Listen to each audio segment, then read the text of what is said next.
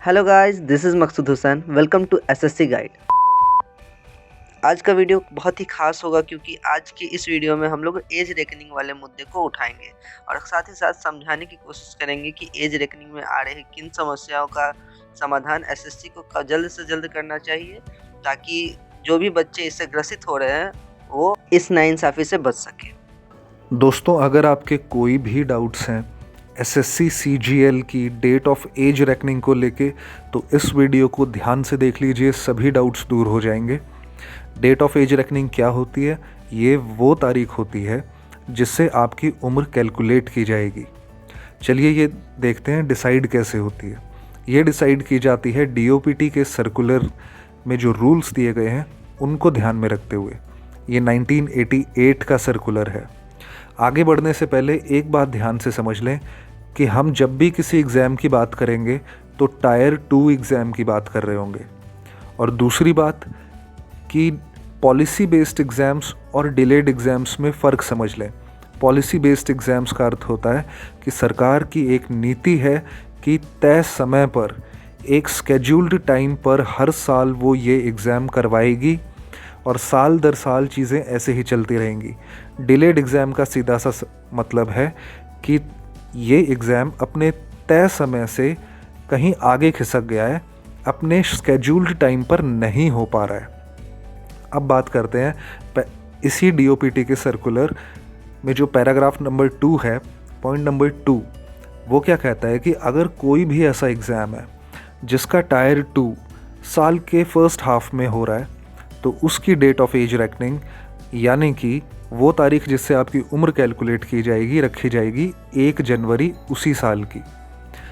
अगर कोई ऐसा एग्ज़ाम है जिसका टायर 2 साल के सेकंड हाफ में हो रहा है तो उसकी डेट ऑफ एज रेकनिंग रखी जाएगी उसी साल की अगस्त में।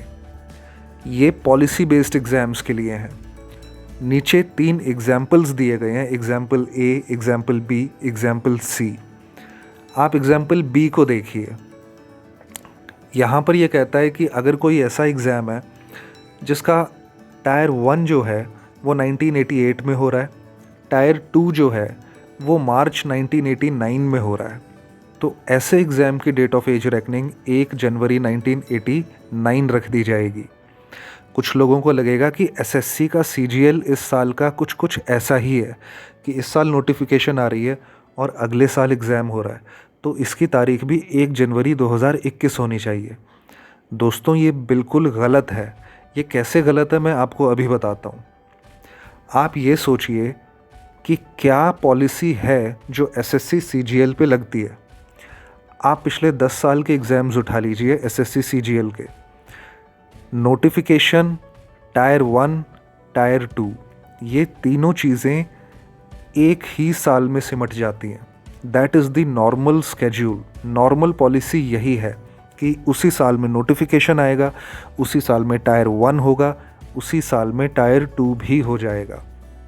2015 के बाद से टायर 2 आम तौर पर कंडक्ट करवाया जाता है साल के सेकंड हाफ में और आम तौर पर ये डेट बनती है 1 अगस्त उस साल की जिस साल में नोटिफिकेशन आता है।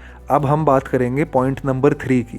पॉइंट नंबर 3 एक एग्जाम्पल देकर हमें समझा रहा है कि अगर कोई ऐसा एग्ज़ाम है जो नॉर्मली, इस शब्द नॉर्मली पर ख़ास फोकस कीजिए बिकॉज़ ये एक लीगल टर्म के तौर पे इस्तेमाल किया जाना चाहिए। यहाँ लिखा है which is normally held during the first half of the year.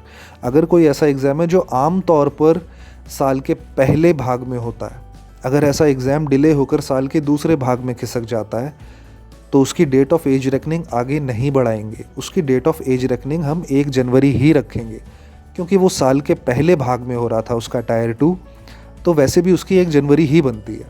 अगर वो आगे खिसक जाता है तो उसको हम अगस्त नहीं करेंगे, जनवरी ही रखेंगे। आप इसी एग्जाम्पल को अपनी सीजीएल पर लगाइए। आपका सीजीएल आम तौर पर कब होता है? आम तौर पर आपका सीजीएल का टायर 2 एग्ज़ाम जिस साल में नोटिफिकेशन आती है उसी साल के एंड तक कंप्लीट करवा लिया जाता है। तो फिर ये आम तौर से बिगड़ कैसे गया? ये स्केड्यूल ख़राब कैसे हुआ? क्या कोरोना का इसमें हाथ है? कोरोना का इसमें हाथ नहीं है। इस बात को समझने के लिए आप 2017 से शुरुआत कीजिए। 2017 का नोटिफिकेशन आता है 2017 में, और उसकी डेट ऑफ एज रेकनिंग होती है 1 अगस्त 2017। एग्ज़ाम कंडक्ट करवा लिया जाता है 2017 में ही। फिर 2018 का नोटिफिकेशन आता है, उसकी डेट ऑफ एज रेकनिंग होती है 1 अगस्त 2018। वो एग्ज़ाम कंडक्ट नहीं हो पाता है। क्यों? क्योंकि एसएससी सीजीएल 2017 में मास लेवल पर चीटिंग होती है और सुप्रीम कोर्ट में मुद्दा पहुंच जाता है। सुप्रीम कोर्ट स्टे ऑर्डर लगा देता है। एसएससी अब सीजीएल का एग्ज़ाम कंडक्ट नहीं करवा पाता है और वो ऑनलाइन एग्ज़ाम कंडक्ट करवाने के लिए वेंडर की तलाश करना शुरू करता है।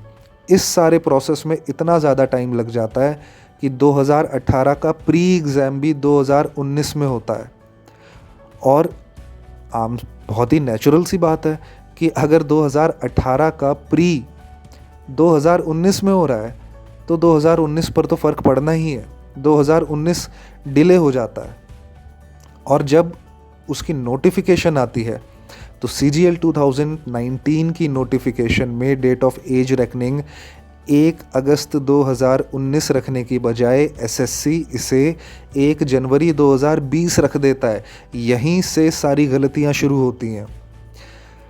यहाँ पर एसएससी को ये मानना चाहिए था कि ये एग्ज़ाम दरअसल डिले हो गया है, और पॉइंट नंबर 3 को कंसिडर करते हुए एसएससी सीजीएल 2019 की डेट ऑफ एज रेकनिंग 1 अगस्त 2019 होनी चाहिए थी। अब 2019 जब डिलेड एग्ज़ाम था तो 2019 का सीजीएल कब कंडक्ट हुआ? 2020 में। उसका मेंस एग्ज़ाम तो अभी रिसेंटली कंडक्ट हुआ है। इतना ज़्यादा डिलेड था, तो नेचुरल सी बात है कि 2020 का एग्ज़ाम भी डिलेड है। कोरोना यहाँ पिक्चर में नहीं आया है। यहाँ पिक्चर में जो डिले दे रहा है वो दे रहा है सुप्रीम कोर्ट में सीजीएल 2017 के ऊपर जो केस हुआ था वो। उस केस की वजह से सभी एग्ज़ाम्स डिलेड थे। अब क्या किया जा सकता है इसके बारे में? हमें ये बात समझनी होगी कि ये तारीख ना तो 1 जनवरी 2021 होनी चाहिए, ना ही ये तारीख 1 अगस्त 2021 होनी चाहिए। ये तारीख इन नियमों को ध्यान में रखते हुए, डीओपीटी के रूल्स के अकॉर्डिंग, बच्चों के हित को देखते हुए, स्टूडेंट्स के इंटरेस्ट को देखते हुए 1 अगस्त 2020 होनी चाहिए। और वैसे भी एक बात होती है, प्रिंसिपल ऑफ नेचुरल जस्टिस। अरे 2020 का एग्ज़ाम है, 2020 में ही तो तारीख रखोगे। अगर सारी कानूनन भाषा को हटा भी दें तो भी आम दिमाग यही कहता है कि 2020 का एग्ज़ाम है, 2020 में रखो। लेकिन अगर ये ऐसा नहीं करते हैं और इसकी तारीख 2021 में रख देते हैं, ध्यान रखें ये उम्र सीमा की बात है, तो वो लोग एलिजिबल हो जाते हैं जो दरअसल 2020 के पेपर के लिए एलिजिबल कभी थे ही नहीं। और वो लोग जो 2020 के पेपर के लिए एलिजिबल थे वो अपना लास्ट अटेम्प्ट खोकर बाहर हो जाते हैं। ये इससे बड़ा इनजस्टिस और अन्याय और कुछ नहीं है। ये पिछले साल भी सीजीएल 2019 में हुआ, आवाज़ नहीं उठी, लोग परेशान हुए, बहुत ज़्यादा परेशान हुए। उस केस में क्या हुआ ये हम अगले वीडियो में बात करेंगे। लेकिन फ़िलहाल ये ज़रूरी है कि ये इंश्योर किया जाए कि डीओपीटी के रूल्स को ध्यान में रखते हुए सीजीएल 2020 की डेट ऑफ एज रेकनिंग 1 अगस्त 2020 ही होनी चाहिए। ध्यान रखें, कोरोना का इस एग्ज़ाम पर असर नहीं है।